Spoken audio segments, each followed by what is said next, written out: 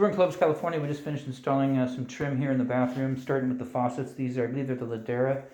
Yeah, Ladera in the matte black. Homeowner bought these. Very nice faucets, nice mounting system, nice drain assembly. We did give them previously, we put in some new shutoff valves back there. You can see those in.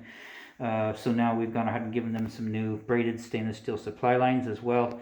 And then of course, brand new tubular trap coming over the sink. A little bit of discrepancy with the sink manufacturer and the drain. It's an overcut hole and it's a little bit imperfect. So it's hard to get this to seal. So we're asking the homeowner to monitor both these sinks and make sure that we don't get any dripping out of there. If we have to address it, we're not sure what we'll do yet, but we'll have to do something.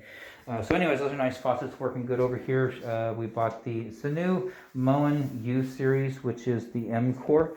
And so it's all matte black. You have a combination valve, which functions similar to a kitchen faucet where you pull it out and then hot cold. And so that's nice. Diverter valve in the U series as well. And so it diverts from the fixed shower head to the handheld sprayer.